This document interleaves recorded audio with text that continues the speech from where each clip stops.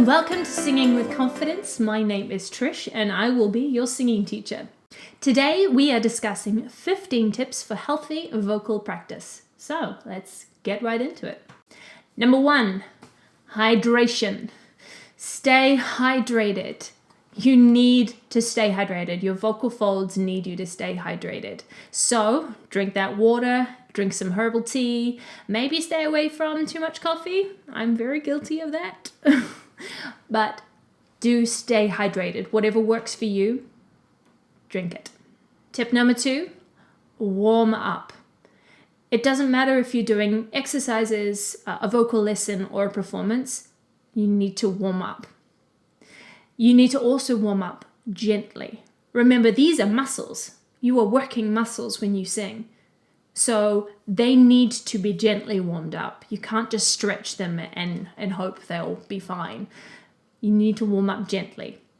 A 10 to 15 minute warm up is great, as long as it's varied and works your entire range.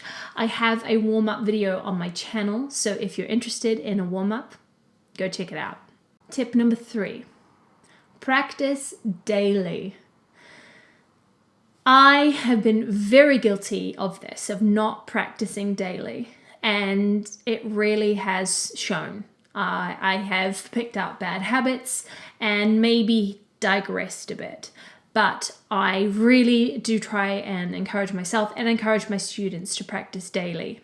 So practicing daily helps build stamina and also helps to increase your technique, to really solidify the lessons, the techniques that you are learning.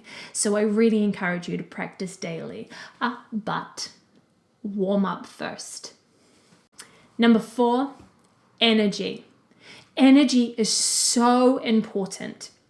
If we are giving low energy, we are making our vocal folds work harder than they have to.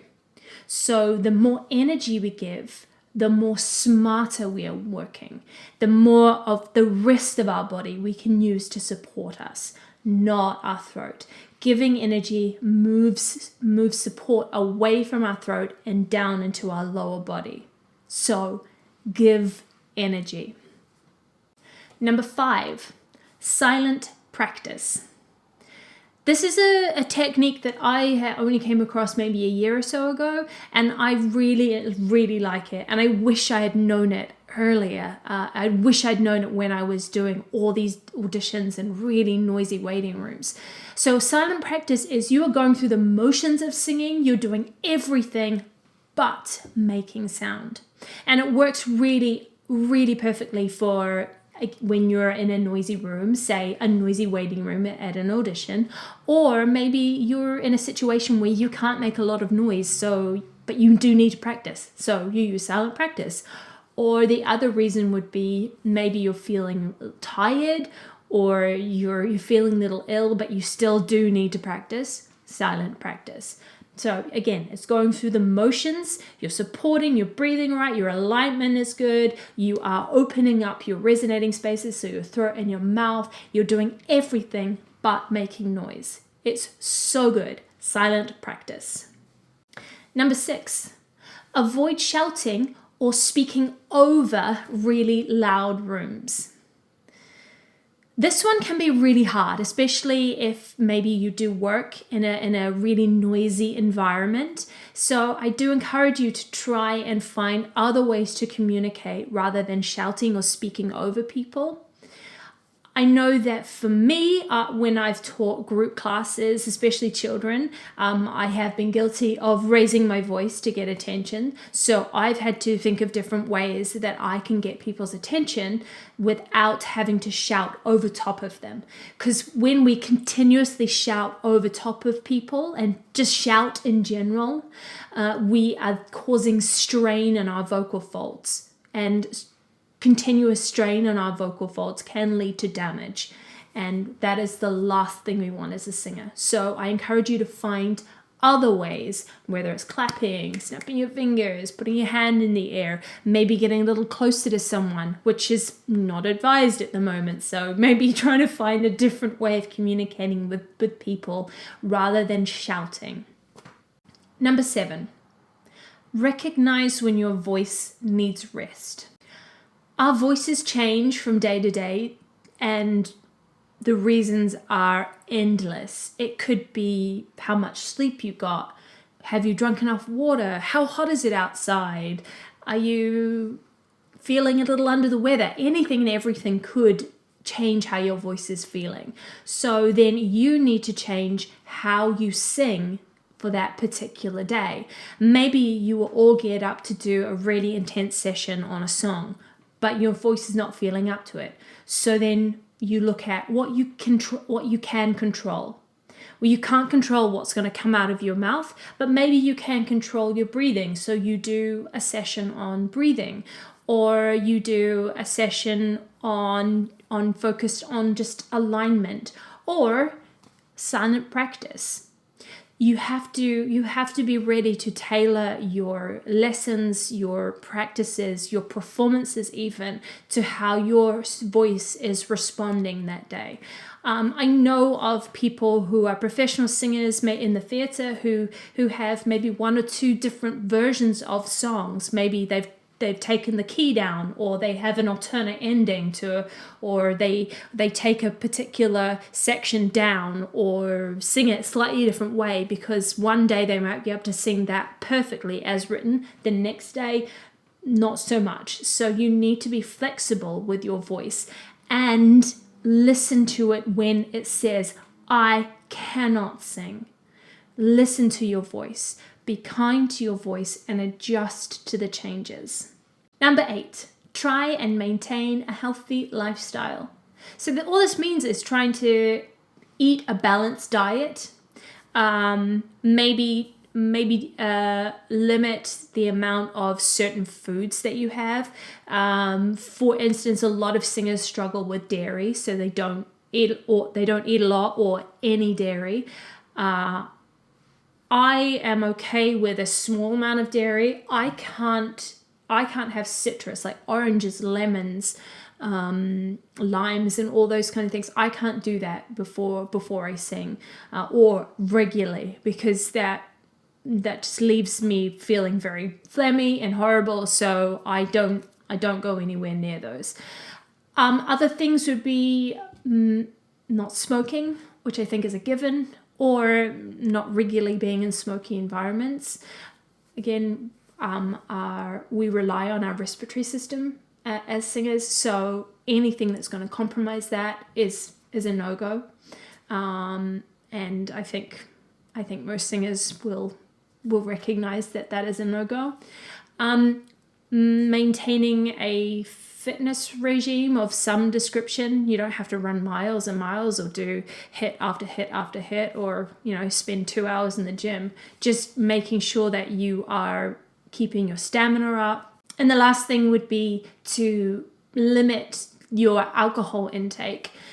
So alcohol dehydrates you, so you don't want to have too much of something that's going to dehydrate you, because we need to stay hydrated.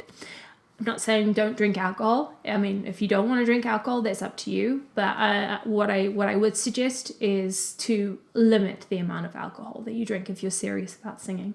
Number 9, try and find a good basic alignment. So I have covered alignment in a previous video. Alignment is just how you hold yourself, how you hold your body. You might know it as posture or standing straight. I like to use alignment because it implies fluidity, movement. When we have good alignment, we are reducing tension and stress on our body, which is important for singing. We need to reduce any kind of tension that we can. Obviously, as I've said in previous videos, some tension needs manipulation, but a lot of tension that we hold is stuff that we can just let go of, and maintaining a good alignment will help us with that. If you are interested in going a little bit further, there are a lot of Alexander Technique videos that talk about good alignment. So I really encourage you to look that up. There's a wealth of knowledge on YouTube and on the internet itself, and I think it's a technique that a lot of singers can benefit from. Number 10, try and maintain good singing practice. So when you're singing, no matter what you're singing, you are always maintaining good practice. So that means you are in good alignment, you are supporting, you're breathing correctly, you're allowing space in your throat and your mouth, and you're giving enough energy. That's it. So there should never be a reason for you to let any of that go, to slouch and sing, or to give little energy. You should always be doing all of those things, no matter what you are doing. As I say, no matter if you're doing an exercise, you're doing a warm-up, or you are doing a performance, you should always be maintaining a good singing practice. Number 11, the kinesphere. Like silent practice, this was something that I only came across about a year ago, and that's the Singerskinesphere. So this is an alternative to projection. So when we are taught to project, we're taught to throw the sound out in front of us, to hit the back wall with sound. While I understand why we are taught that, they want us to sing out, to sing louder, that has the potential to cause damage, to cause strain, for us to push.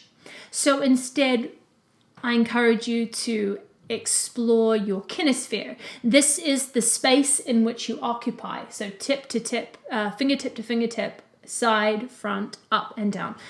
This is the space you occupy. And when you are singing in your kinesphere, you are filling that space.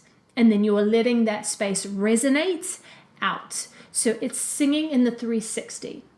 So instead of just pushing everything forward, we just sing in our immediate space and let our space do the resonating. So the singer's kinesphere.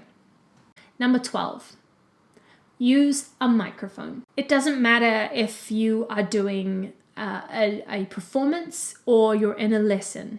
Using a microphone has its benefits. It does the projection for you. You don't have to do anything but sing into it. You don't have to push or put strain on anything. So if you have the opportunity to use a mic, use one. Number 13, focus low. When singing, breathe low, support low, get everything in the abdominal region.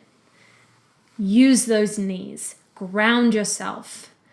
Take all the strain, all the work away from here and get it low.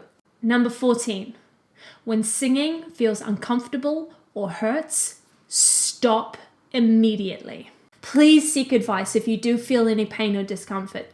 There could be something wrong with your technique, or maybe there is something wrong with your throat itself. So I would advise seek advice from a singing professional, or if you're really worried, seek advice from your doctor and they will be able to help you or point you in the right direction. But definitely seek advice. Do not continue singing if you feel pain or discomfort. It's going to cause even more damage. So please, please, please seek advice. And number 15, go at your own pace. Every voice is different. And therefore, every voice responds differently to techniques. So you have to go at your own pace. If you are taking longer to pick up a technique than somebody else, it doesn't matter. It's okay. You go at your own pace, they'll go at their own pace. Don't compare yourself to other singers. Your voice is unique, your voice is beautiful, and you need to be kind and recognize that you are on your own journey. Well, there you have it. 15 tips for healthy voice practices. Let me know in the comments if you have any other tips that you would like to share with everyone. I want to thank you so much for joining me today, and I look forward to seeing you again soon. Bye.